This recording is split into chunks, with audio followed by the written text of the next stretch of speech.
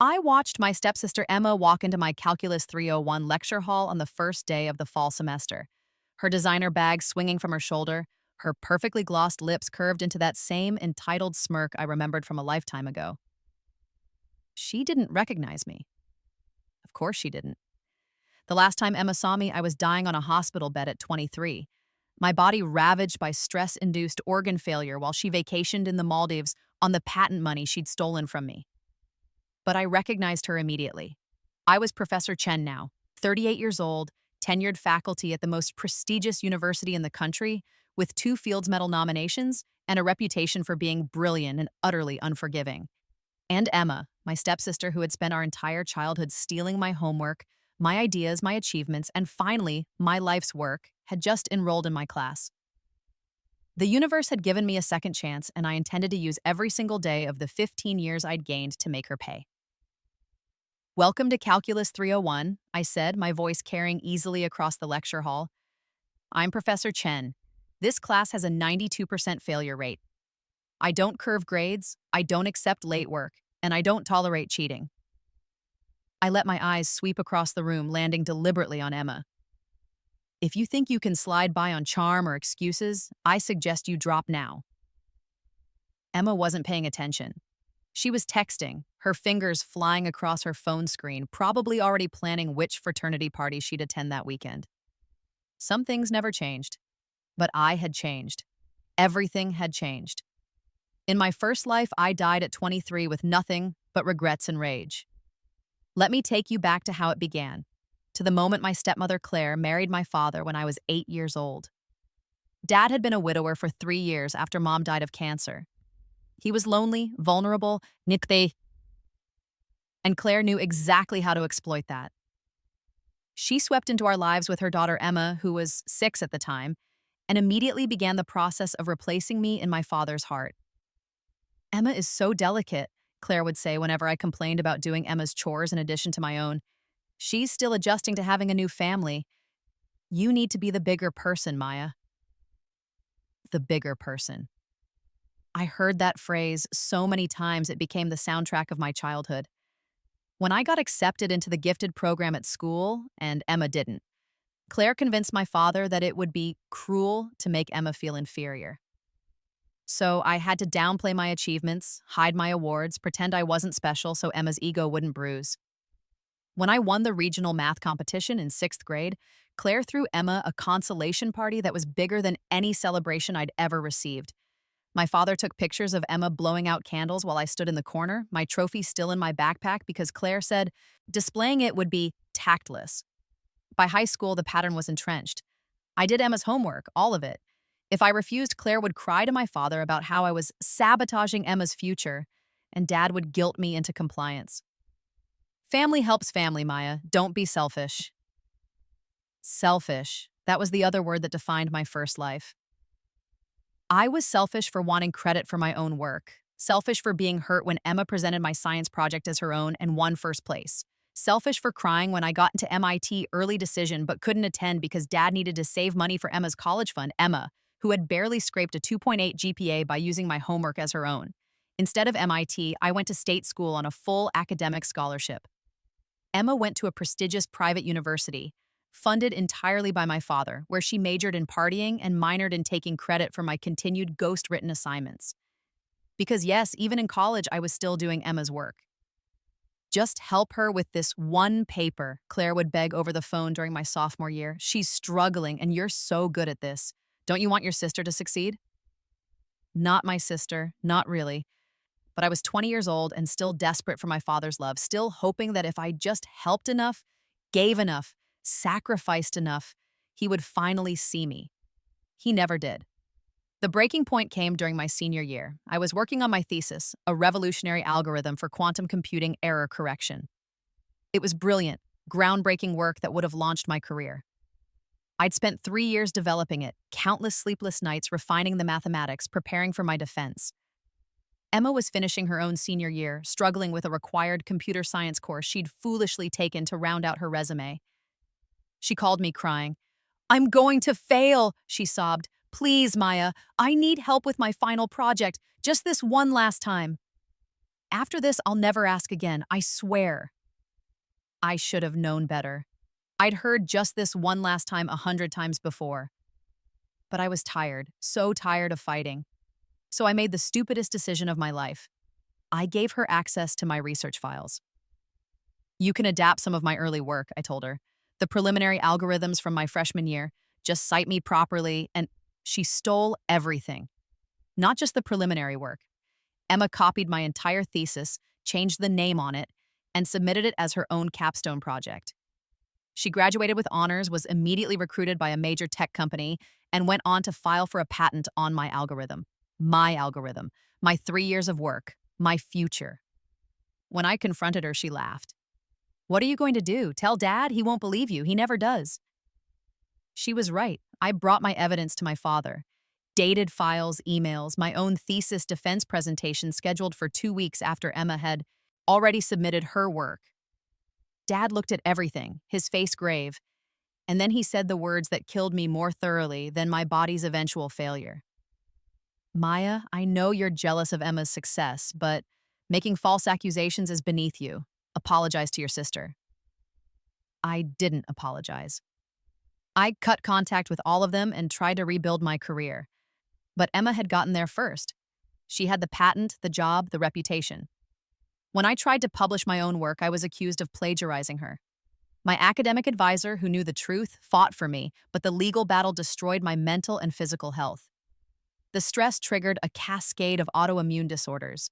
My body attacked itself as viciously as my family had attacked my dreams. I spent 3 years in and out of hospitals, watching Emma's face on tech magazine covers, listening to her give TED Talks about her algorithm, seeing her net worth climb into the millions. I died alone in a hospital room at 23, my body failing, my spirit broken, while Emma posted Instagram photos from a luxury resort paid for with money that should have been mine. And then I woke up. Not in the hospital, not even in my own time.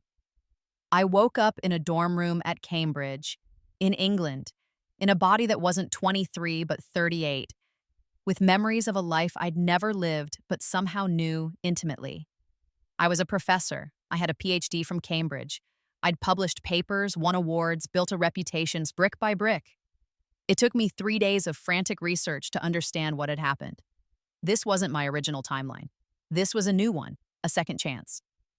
I had died in 2015, and I'd woken up in 2030, but with 15 extra years of life already lived. Somehow, when I died, my consciousness had been thrown backward and merged with an alternate version of myself, one who had never met Claire and Emma, one who had gone to MIT on that scholarship and thrived. I had her memories, the years of study, the research breakthroughs, the academic battles won.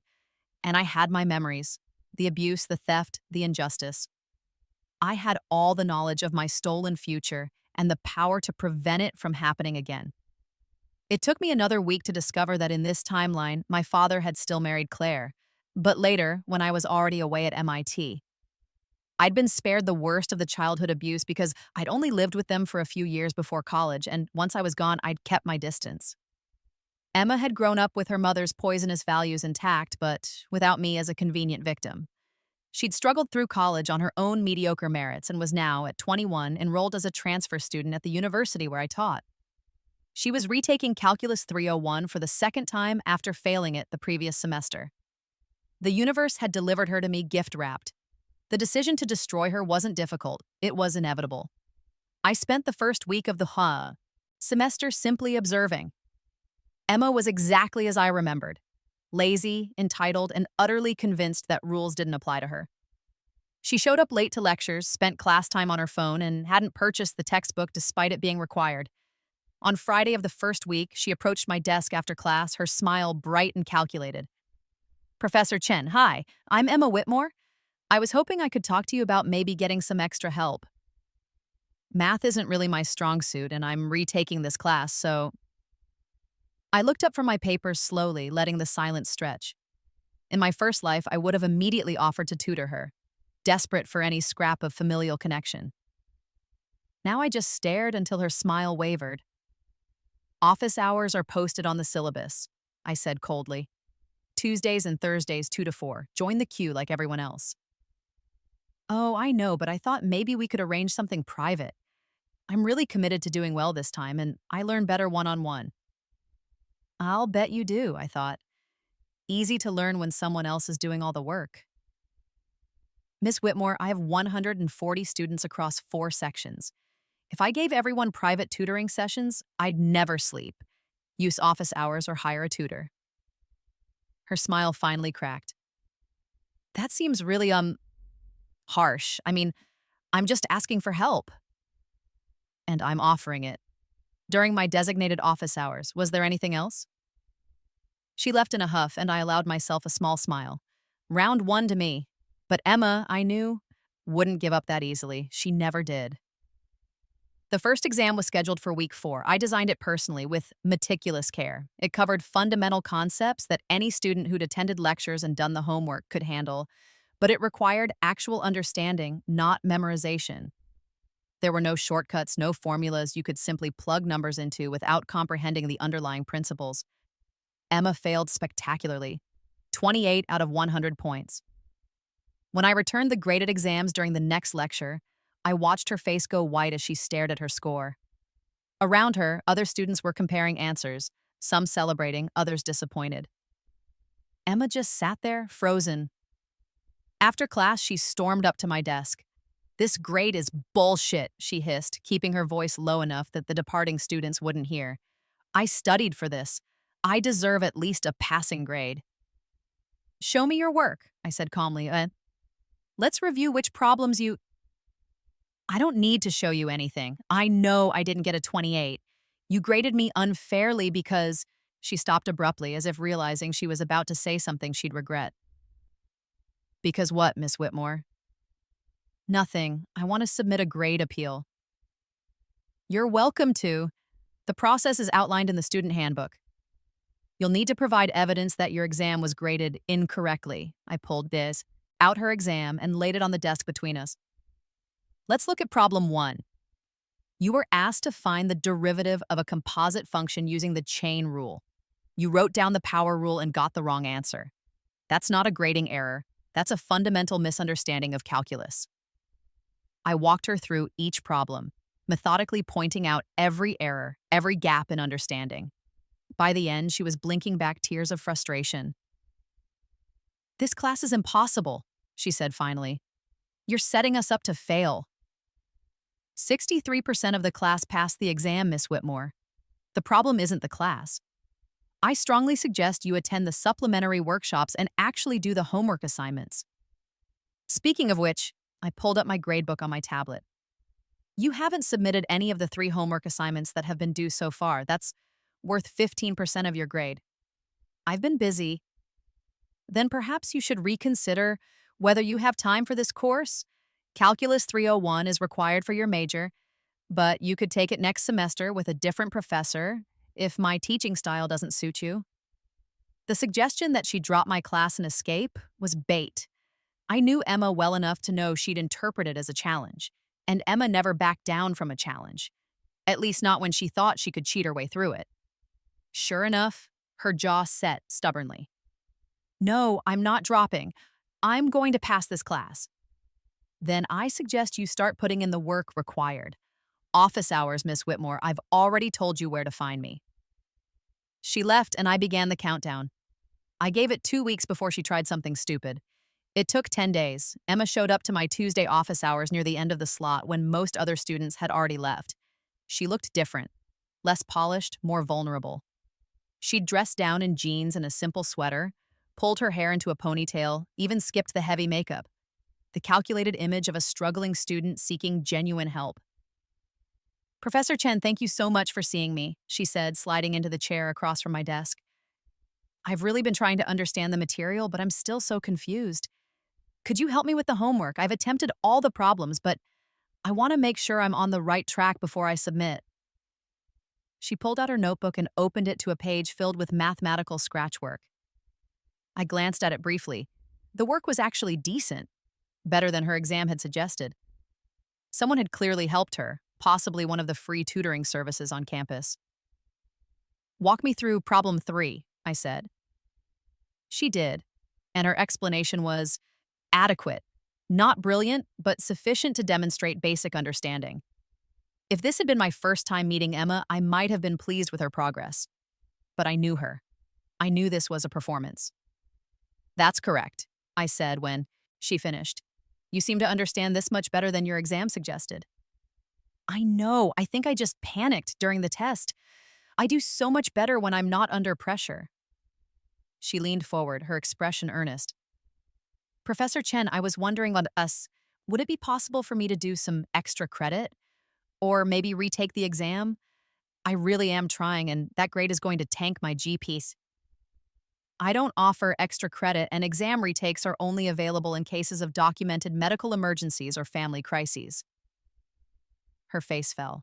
Oh, okay, I just thought, is there anything I can do? Any way to improve my grade? Yes. Do well on the remaining exams and homework assignments. Your first exam is only worth 15% of your final grade. You have plenty of opportunity to recover. But that means I have to get, perfect scores on everything else. Not perfect, but yes, you'll need to score well. That's how grades work, Miss Whitmore. She bit her lip, a gesture I remembered from childhood when she was about to try manipulation. Professor Chen, can I be honest with you? I'm not great at math. I never have been. And I really need to pass this class to graduate on time. If I fail, I lose my scholarship and I can't afford another year of tuition. My family, she paused, letting her voice crack slightly. My family doesn't have money. My mom is a single parent, and my dad barely contributes anything. This degree is my only chance at a decent future. Oh, that was rich. Claire had married my father, a successful architect, and they lived in a 4-bedroom house in the suburbs. Emma had never wanted for anything material in her life. But even if her sob story had been true, I wouldn't have cared. I'd lived my first life watching Emma coast on my work while I struggled. Forgiveness wasn't in my vocabulary. I'm sorry to hear about your situation, I said, my voice professionally sympathetic but unmoved. However, I can't make exceptions to my grading policies based on personal circumstances. That would be unfair to every other student in the class. My suggestion is to make use of the free tutoring resources on campus and to form a study group with your classmates. Right, of course. Thank you for your time, Professor. She left, and I waited. Emma would be back. And next time, she wouldn't ask for help. She'd try to take it. The second exam came and went. Emma scored a 41, an improvement over her 28, but still firmly in failing territory. After that exam, she stopped coming to office hours. She also stopped attending lectures regularly, showing up just often enough to avoid automatic failure for excessive absences. I knew what she was doing. She was looking for another solution, an easier path, and I knew exactly what that path would be. During week 8, I prepared my trap. I started leaving my office door open when I worked late in the evenings, which was most evenings. I had research deadlines and papers to grade. My laptop sat on my desk, powered on, the screen angled away from the door but clearly visible to anyone who walked by. Sometimes I'd leave to get coffee from the break room down the hall, and when I did, I'd leave my laptop unlocked, my email open. I was creating an opportunity. All Emma had to do was take it. On a Thursday evening during week 9, she did. I'd installed monitoring software on my laptop weeks earlier, the kind that took screenshots every 30 seconds and logged every keystroke. It ran invisibly in the background, and I could access the logs remotely from my phone. That Thursday, I left my office at 7:47 p.m. to get coffee. My laptop was unlocked, my email client open, and visible on the screen was a draft of the upcoming midterm exam. I had accidentally, on purpose, left it prominently displayed. I took my time in the break room, making coffee slowly, chatting with a colleague who was also working late. 12 minutes passed before I headed back to my office. The hallway was empty. My office door was still open, exactly as I'd left it. My laptop was exactly where it had been. I sat down and checked my phone. The monitoring software had logged activity during my absence. Screenshots showed Emma entering my office at 7:51 p.m., looking around nervously, then approaching my laptop. She'd used her phone to photograph the exam. 3 pictures, each capturing different portions of the screen. The entire sequence had taken less than 2 minutes. She'd been fast and relatively careful, checking the hallway before entering and leaving. She just hadn't been careful enough. I had her. Solid, undeniable proof of academic dishonesty. But I didn't turn her in, not yet, because this was just the appetizer. I wanted to catch her actually using the stolen exam, wanted to watch her fail even with advanced knowledge of the questions. I wanted her to think she'd gotten away with it, to feel safe and smug before I pulled the rug out from under her. So I did something Emma couldn't possibly anticipate. I changed the exam. Over the next 3 days, I created an entirely new midterm. Different questions, different problem types, different difficulty curve. The only thing that stayed the same was the topic coverage and the exam format. To any student who'd actually studied, the changes wouldn't matter. The concepts being tested were identical. But to someone who'd memorized answers to specific stolen questions, they'd be completely lost. The midterm was scheduled for Tuesday of week 10. That morning, I arrived early and watched students file into the lecture hall. Emma came in 5 minutes late, her expression confident in a way I hadn't seen all semester. She'd dressed up, done her hair, applied makeup, wore a Lucky Charm bracelet I remembered from our childhood. She thought she was going to ace this exam. I distributed the test booklets face down and waited for everyone to settle. "You have 90 minutes, I announced. "No phones, no calculators for this section. Begin." The room filled with the sound of pages turning and pencils scratching. I watched Emma's face as she flipped open her test booklet. Confusion first, her brow furrowed as she scanned the first page. Then panic, her eyes widening as she flipped through the pages, clearly looking for the questions she'd memorized. Then finally, barely concealed rage as she realized none of the problems matched the exam she'd stolen.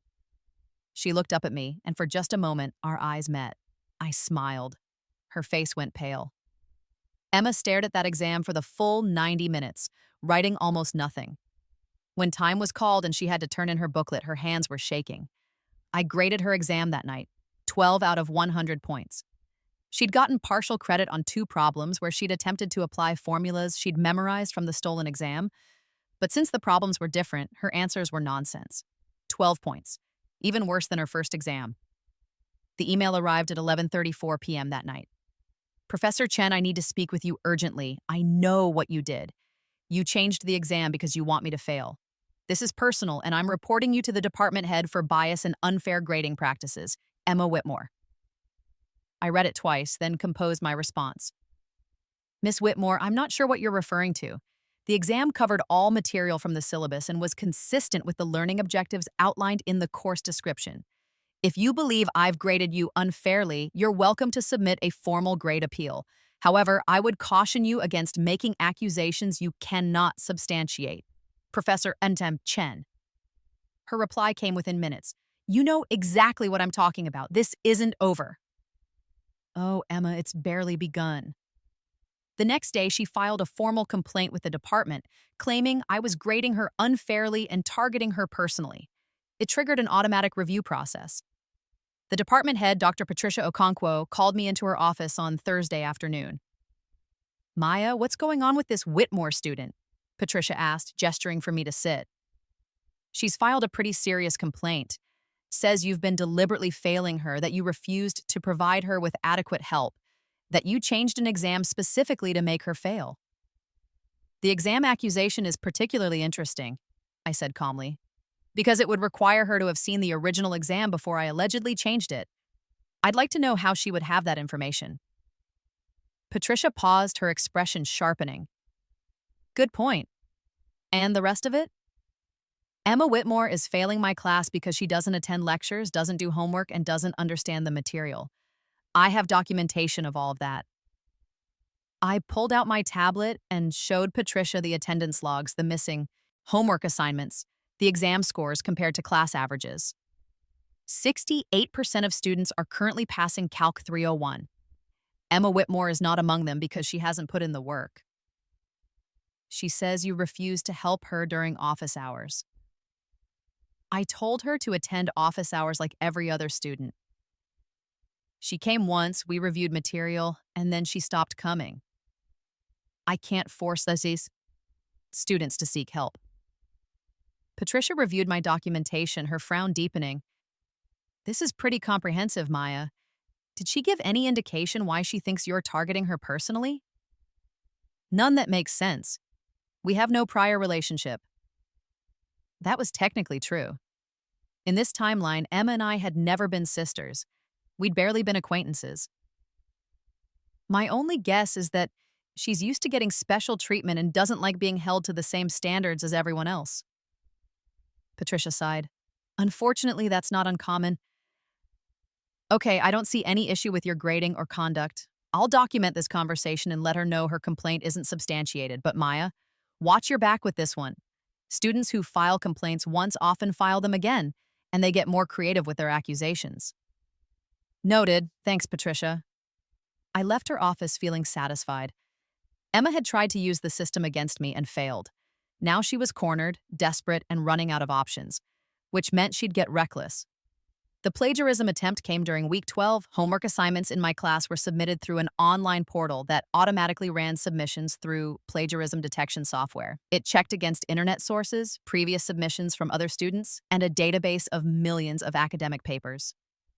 Emma had somehow gotten her hands on a solution manual, probably purchased from one of those sketchy websites that sell homework answers to desperate students.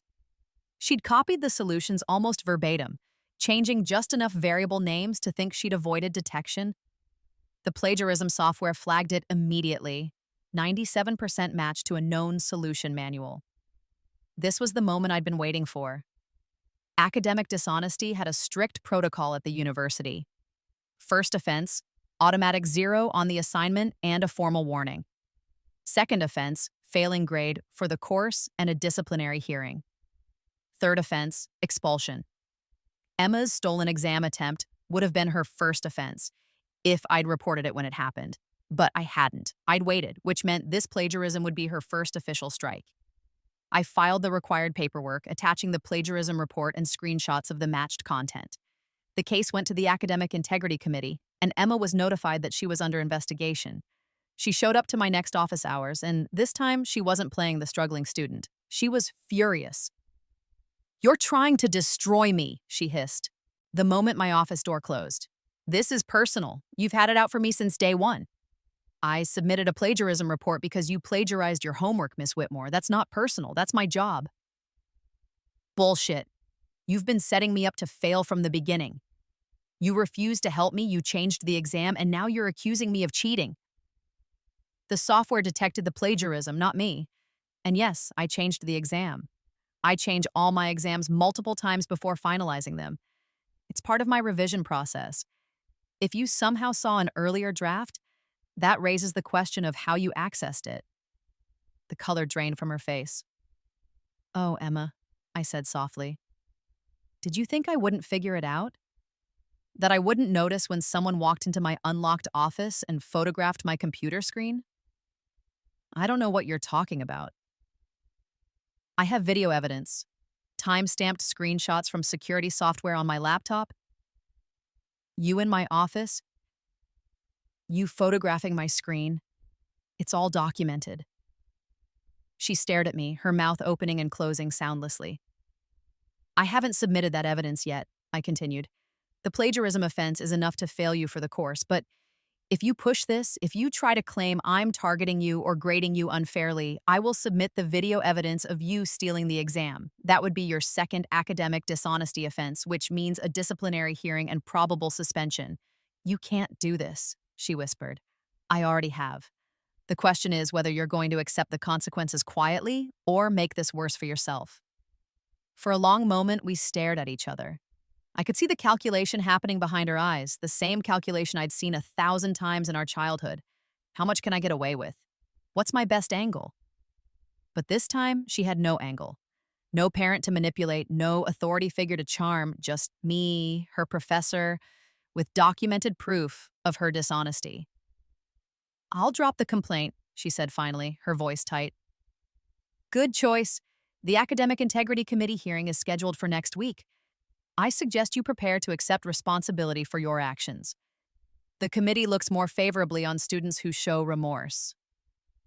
She left without another word. The hearing was held in a small conference room in the administration building. Emma sat on one side of the table with her assigned student advocate. I sat on the other side with Patricia and a representative from the dean's office. 3 faculty members from the Academic Integrity Committee presided. The evidence was presented: the plagiarism report, the matched content, Emma's submission.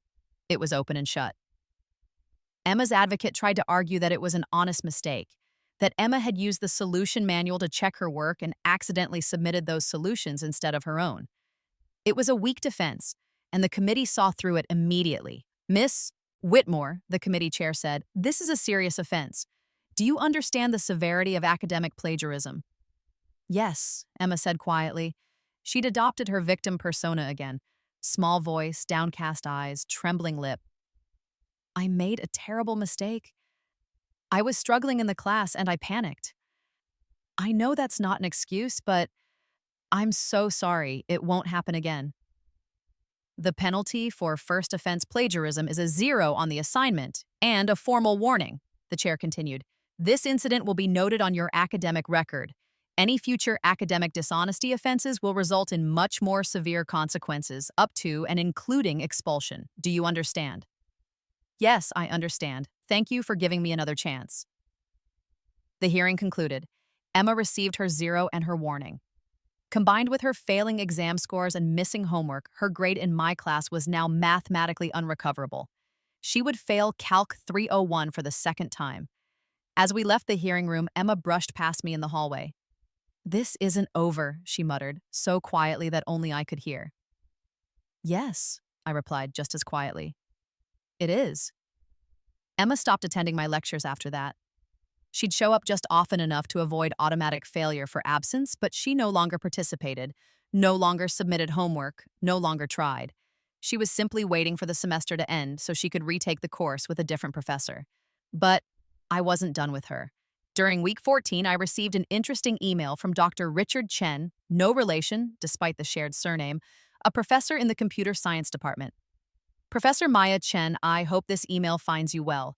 I'm writing regarding a student named Emma Whitmore who recently approached me about joining my research lab. She claimed to have done significant work in quantum computing error correction and provided a description of an algorithm that sounds remarkably similar to your published work from several years ago. Given the suspicious similarity and her apparent lack of understanding when I asked technical questions, I wanted to reach out. Has Miss Whitmore worked with you on this research? Best, Richard Chen." My heart rate spiked as I read the email, not with panic, with exhilaration. Emma was doing it again, trying to steal research credentials, trying to claim expertise in my field, trying to launch a career on false pretenses. But this time, I was here to stop her.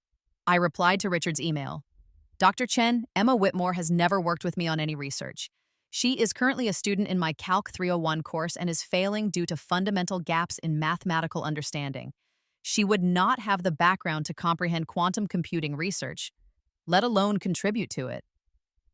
I'm deeply concerned that she misrepresented herself to you. Would you be willing to forward me the materials she provided? Best, Maya."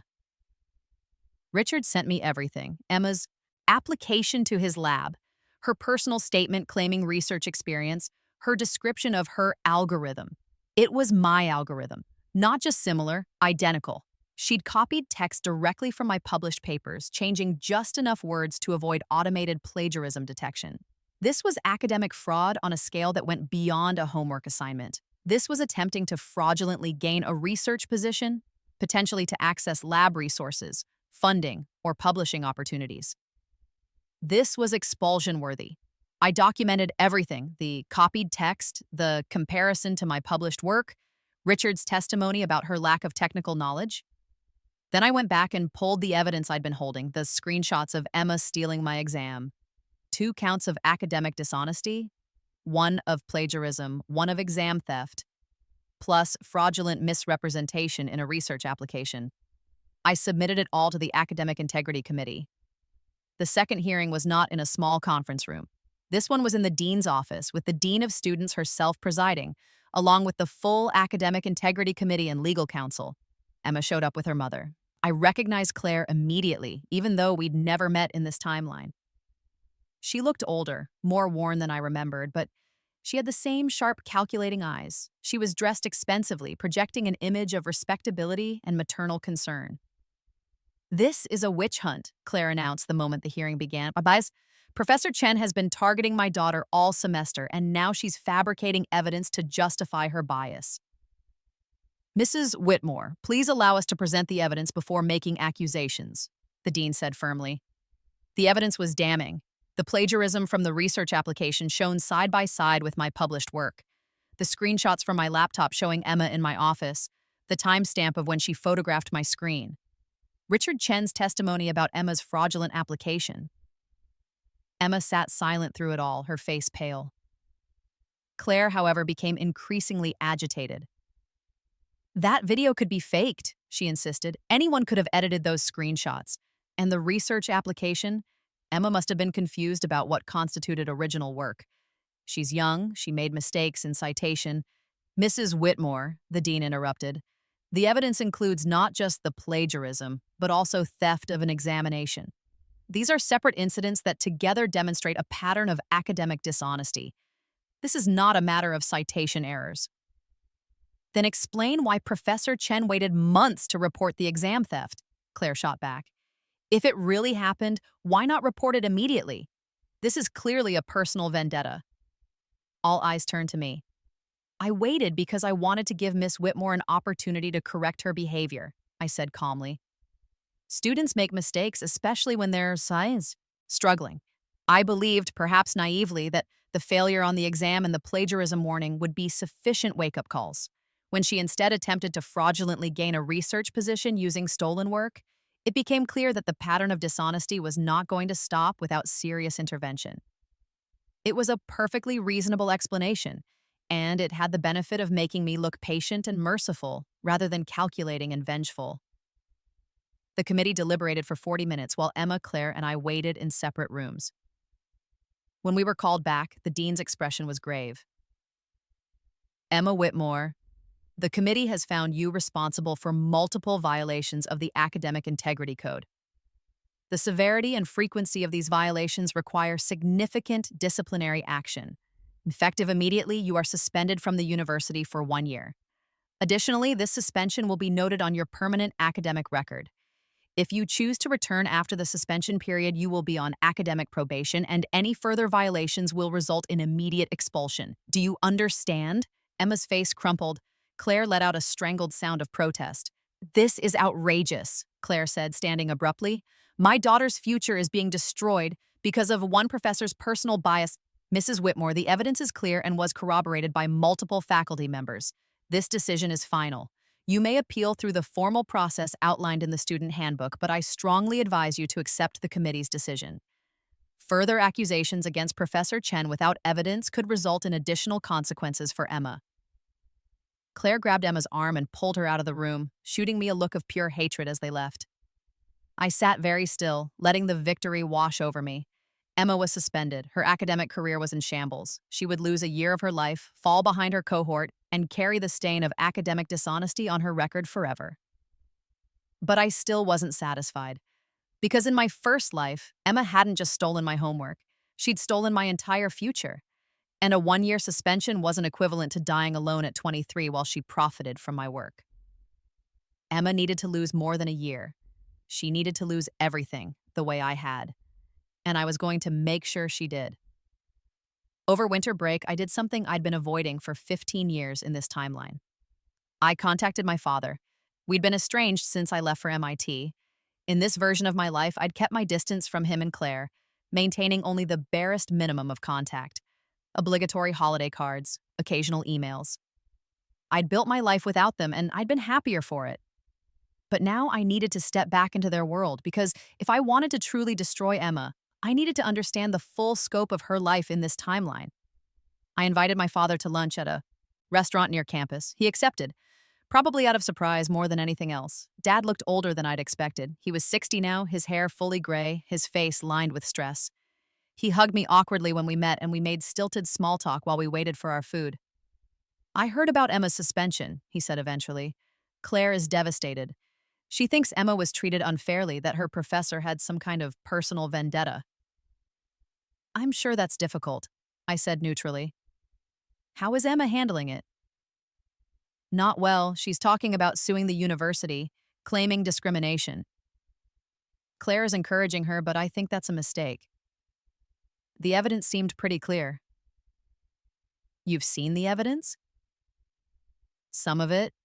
Enough to know Emma made some very poor choices. He sighed. She's always been impulsive. Claire babies her too much, never held her accountable. I tried to push for more discipline, but he trailed off, shaking his head.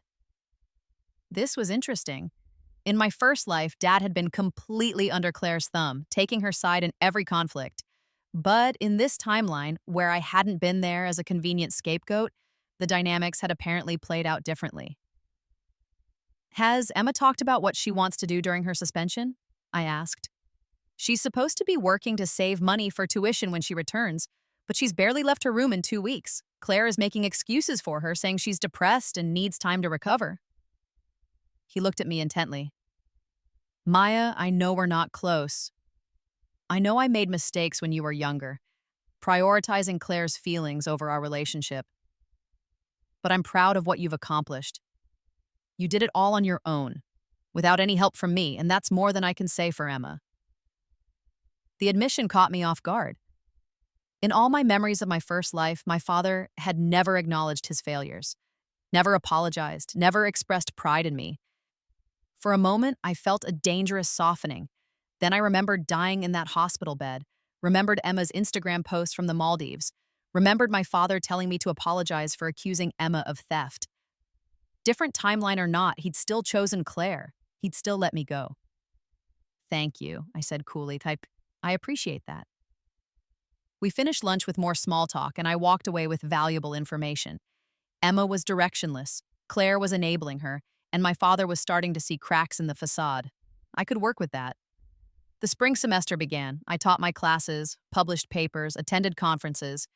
Emma's suspension meant I didn't have to see her, which should have made me happy. Instead, I found myself restless. The revenge had been satisfying but incomplete. Emma was suspended, but she'd be back in a year. She'd retake her classes, probably at a different university. She'd graduate eventually, maybe not with honors, but she'd still get her degree. She'd still have opportunities. In my first life, she'd taken everything from me. I'd taken 1 year from her. It wasn't enough. During spring break, I received an unexpected email from Claire. Professor Chen, I'm writing to you as Emma's mother. I know you probably don't want to hear from me, but I'm begging you to reconsider the evidence you submitted against my daughter. Emma made mistakes, but she's a good person who was overwhelmed and made poor choices. The suspension is destroying her future. If there's any way you could withdraw your testimony or provide a statement of support for her appeal, I would be eternally grateful. Please, as one woman to another, don't ruin a young girl's life over this. Claire Whitmore. The email was manipulative, carefully crafted to play on sympathy and female solidarity. It was vintage Claire. I didn't respond. 3 days later, another email arrived, this time from Emma herself. Professor Chen, I know you have no reason to help me, but I'm asking anyway. I made terrible mistakes this semester. I was scared of failing, scared of disappointing my family, and I made choices I deeply regret. I don't expect forgiveness, but I'm asking for a chance to make things right. If you would be willing to meet with me, I'd like to apologize in person and ask if there's anything I can do to show you I'm serious about changing.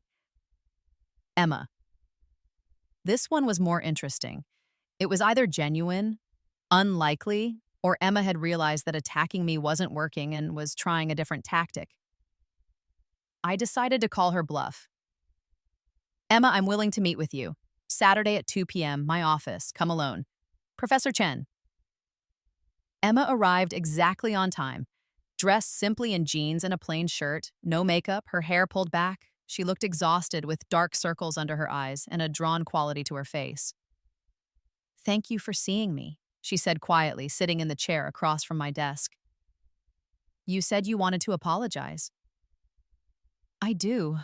I'm sorry, Professor Chen. I'm sorry for cheating, for stealing your exam, for plagiarizing, for all of it. I was wrong. I was desperate and scared, and I made terrible choices, and I hurt you and betrayed your trust.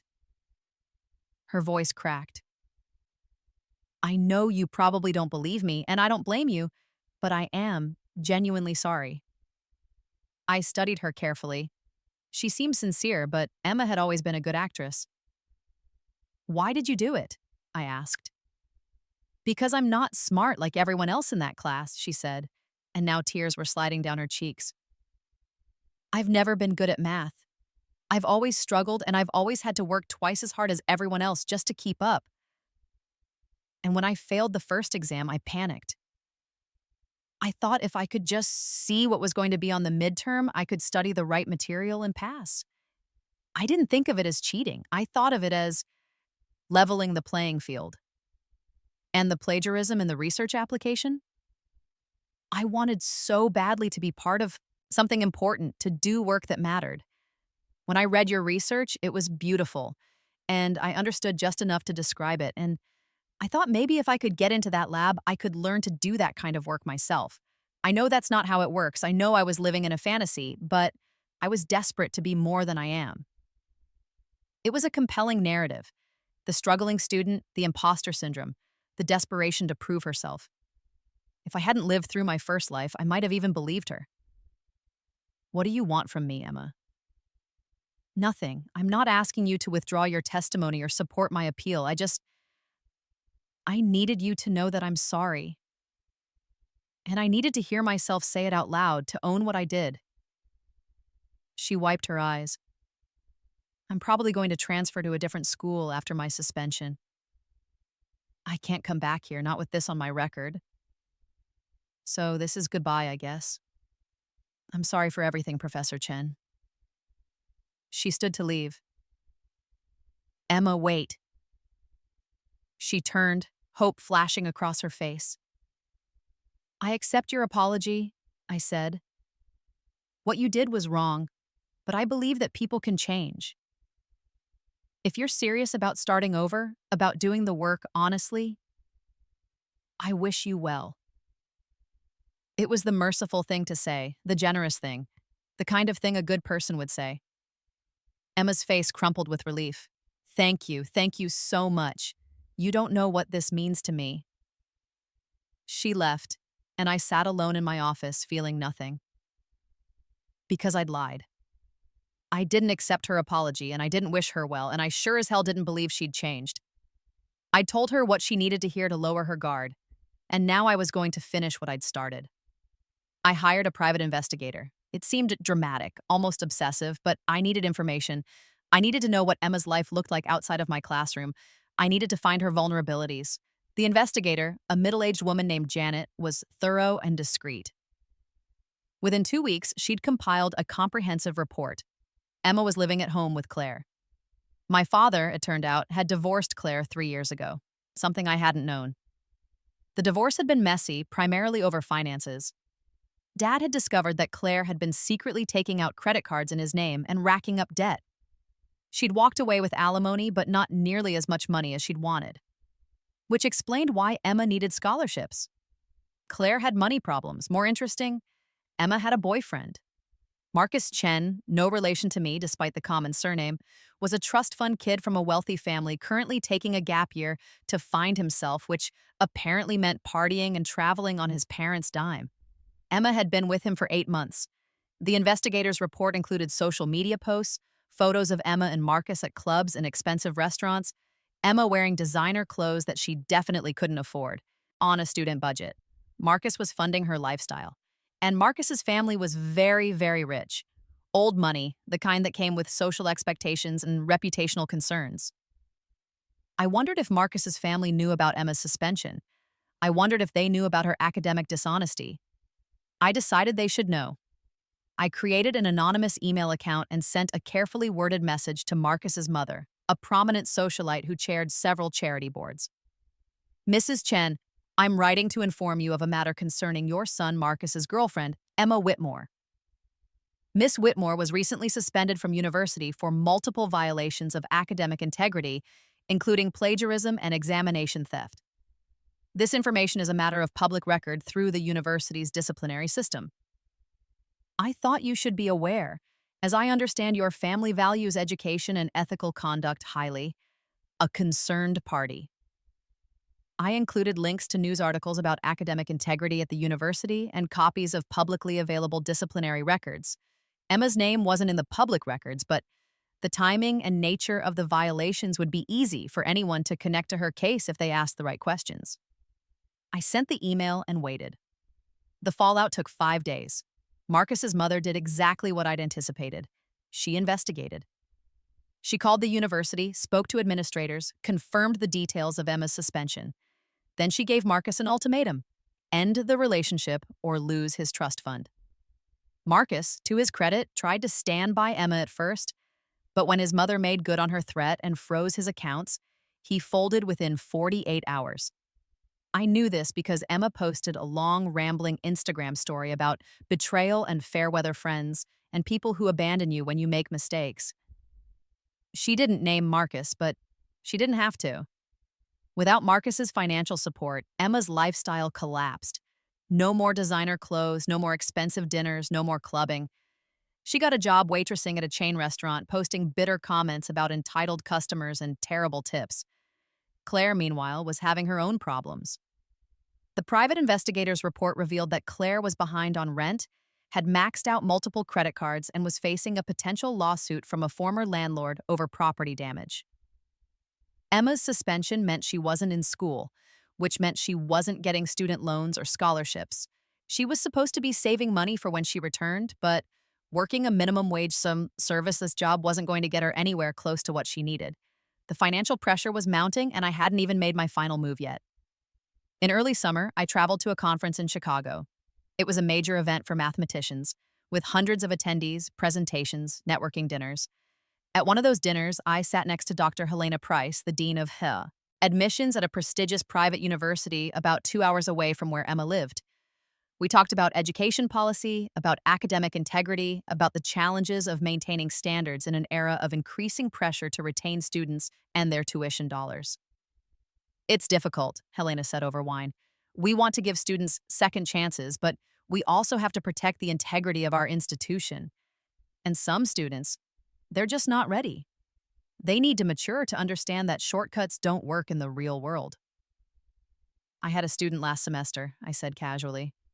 Multiple academic integrity violations. Suspended for a year. She's supposedly trying to transfer after her suspension, start fresh somewhere else. Will she disclose the suspension? She's required to, but I wonder how many schools actually check thoroughly. Helena's expression tightened. If she applies to us, I'll make sure we check. What's her name? I told her. I also mentioned Emma's field of study, her undergraduate institution, the general time frame when she'd likely be applying for transfer. I'll make a note, Helena said. Thank you for the heads up. Over the next month, I had similar conversations with 3 other admissions directors at various conferences and professional events. I never quite said don't admit her. I just made sure they knew the truth about Emma's record. By the time Emma's suspension ended and she started applying for transfer admission, her options were going to be very, very limited. 1 year later, in the fall, I received an email from my father. Maya, I hope you're doing well. I wanted to let you know that Emma has decided not to return to university. After her suspension, she tried to transfer to several schools but wasn't accepted anywhere. The academic integrity violation on her record made it nearly impossible.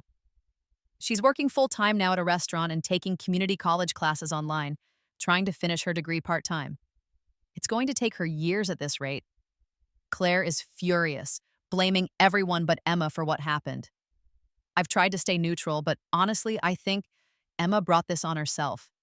I know you two never had much of a relationship, but I thought you'd want to know. Hope you're well, Dad.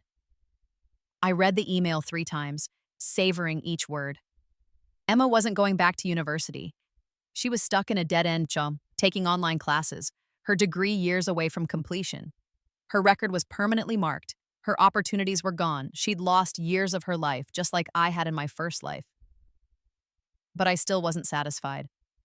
The final piece fell into place 2 years after Emma's suspension. I was at a faculty mixer when I met Dr. Andrew Whitmore, a visiting professor from another university. We struck up a conversation about research, about teaching, about the challenges of academia. Whitmore's not a common name, I said. I used to know an Emma Whitmore. That's my niece, he said, his expression souring. Or she was. I haven't spoken to that side of the family in years. Oh? Long story, family drama. My brother, Emma's father, married this woman, Claire, who was a piece of work. She alienated him from everyone in the family, ran up massive debts in his name, used him for financial support while treating him like garbage. He finally divorced her, but by then the damage was done. And Emma, he shook his head.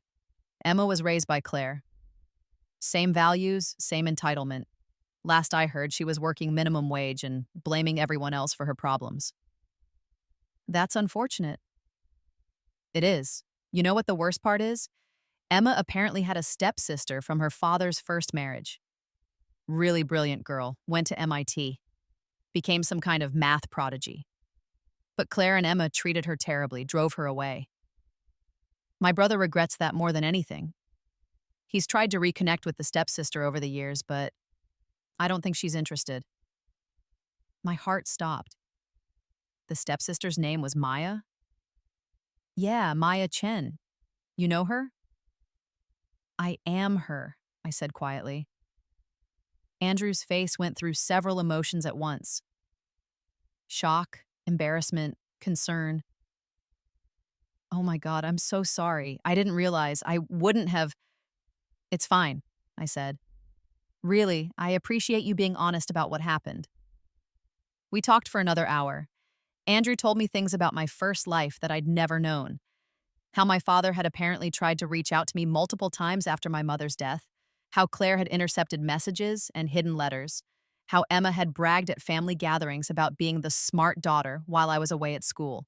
By the end of the conversation, I had a fuller picture of my first life's family dynamics and confirmation that, even in this timeline, Emma had been poison. Andrew gave me his contact information. If you ever want to talk, or if you want me to pass a message to your father, I'm happy to. He really does regret how things went with you. Thank you, I said. I'll think about it. I didn't contact my father, but I did use Andrew's information in another way. Through Andrew, I learned that Emma had recently applied for a position at a biotech startup. It was a lab technician role, entry level, but it was the first opportunity she'd had to work in a science field since her suspension. I contacted the startup's head of HR. I'm calling to provide a reference check on Emma Whitmore, I said professionally. She listed me as a professional reference. She hadn't, of course, but the HR representative didn't know that. Oh, wonderful. Can you tell me about your professional relationship with Miss Whitmore? She was a student in my calculus course at university name. I teach mathematics at the university level. Great. And how would you characterize her work? Emma struggled significantly with the material. She also had serious academic integrity issues, including plagiarism and examination theft, which resulted in a 1-year suspension from the university. I can't in good conscience recommend her for a position that requires scientific rigor or ethical conduct. There was a long pause. I see. Thank you for your candor, Professor Chen. Emma didn't get the job. I did this 3 more times over the next 6 months. Whenever I learned through my private investigator that Emma had applied for positions in STEM fields. Each time, I volunteered myself as a reference and told the truth about her academic record. Each time, she didn't get the job. 5 years after Emma's suspension, I received a wedding invitation from my father. He was getting remarried, not to Claire, obviously, but to a woman named Patricia, who he'd met through a community organization. The invitation included a handwritten note. Maya, I know we haven't been close, and I know I have a lot to make up for, but I'd really like you to be there. Patricia knows all about you and would love to meet you.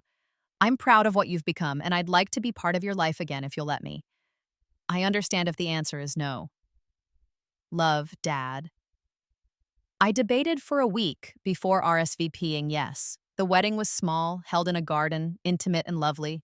Patricia was warm and genuine, a middle school science teacher who talked about her students with real affection. She reminded me of my mother. My father looked happier than I'd ever seen him. When he introduced me to Patricia's family as my daughter, the mathematics professor, there was pride in his voice that made something in my chest ache. Emma was not at the wedding. Neither was Claire. During the reception, my father pulled me aside. I owe you an apology, he said, son, for everything with Claire and Emma, for not protecting you, for not seeing how badly they treated you, for not being the father you deserved. I was weak and foolish, and you paid the price. I'm sorry, Maya. I'm so sorry. In my first life, this apology would have meant everything. It would have healed wounds I'd carried to my grave. But I'd already died once, and I'd already built a life without him. His apology couldn't undo the past, either version of it. Thank you, I said. I appreciate that. Can we try again to have a relationship? I thought about it honestly. Maybe. I'm not ready to dive back into being a family, but we could start with occasional dinners. See how it goes. Relief flooded his face. I'll take it. Thank you, Maya. We didn't talk about Emma or Claire that day, but a few months later, during one of our dinners, he brought it up. Emma's engaged, he said, to some guy she met at the restaurant where she works. He's a mechanic, seems like a decent person. Claire is upset because he's not rich or educated, but honestly, I think he's good for Emma. He doesn't put up with her nonsense. That's good, I said neutrally. She's still taking online classes. It's going to take her another 3 years to finish her bachelor's degree at the rate she's going. And even then, I don't know what she'll do with it. Her record makes it hard for her to get decent jobs in her field. Academic integrity violations have long-term consequences, I said. They do. I just hope she's learned from it. He paused. Maya, did you ever know why Emma was suspended? She's always been vague about the details, and Claire acts like it was a conspiracy, but I've always wondered what really happened. This was the moment. I could tell him everything. Tell him that Emma had stolen from me, that she'd plagiarized, that she'd tried to cheat her way through my class. But I didn't need to. Emma made poor choices and got caught, I said. That's really all there is to it. He nodded slowly. I'm glad she didn't drag you into her mess. I'm glad you were away at MIT during all that drama with Claire. You deserved better than what that family would have put you through. If only he knew. 10 years after Emma's suspension, I received an email from an address I didn't recognize. Professor Chen, you don't know me, but my name is David Whitmore. I'm married to Emma Chen, formerly Whitmore. I'm writing to ask for your help. Emma has been struggling with depression and anxiety for years, and recently she told me the root of it, something that happened with you when she was in college. She said she made mistakes in your class, got suspended, and that it derailed her entire life. She's been carrying guilt and shame about it for a decade. I'm not asking you to absolve her or to say what she did was okay, but I'm asking if you'd be willing to speak with her, to give her some kind of closure. She's been in therapy, she's worked hard to become a better person, but she can't move past this. She can't forgive herself. I love my wife, and I want to help her heal. Would you consider meeting with her, just once? David. I stared at the email for a long time. Emma wanted closure. She wanted forgiveness. She wanted to move on. And I had a choice. I could give her that. I could meet with her, tell her I didn't hold a grudge, release her from the guilt she'd been carrying. It would be the kind thing to do, the merciful thing, the thing that would let both of us move forward. Or I could refuse. I could let her live with the weight of what she'd done, let her understand that some actions have permanent consequences, let her carry the burden the way I'd carried my death in my first life. I typed my response. David, I appreciate you reaching out, but I'm not comfortable meeting with Emma. What happened between us was a professional matter, handled through the appropriate university channels. I have no animosity toward her, but I also have no desire to revisit that situation. I wish you both well, Professor M. Chen. I hit send before I could second-guess myself. 3 days later, I received another email from David, shorter this time. I understand. Thank you for responding. I hope you have a good life. I did have a good life. I was 53 years old. I'd published groundbreaking research. I'd mentored dozens of students who'd gone on to brilliant careers. I'd won awards, delivered keynote lectures around the world, earned the respect of my peers. I'd built everything I'd dreamed of in my first life and more. And Emma? Emma was a 36-year-old woman working as a restaurant manager with a bachelor's degree earned through a decade of part-time online classes. She was married to a mechanic, living in a modest house, struggling with depression.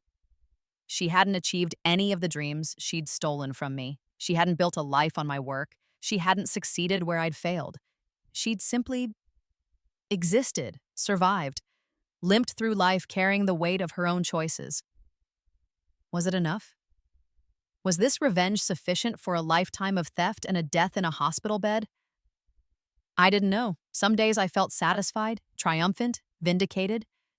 Other days I felt empty, like I'd spent 15 years of my second life fixating on someone who wasn't worth the energy. But mostly, I felt at peace.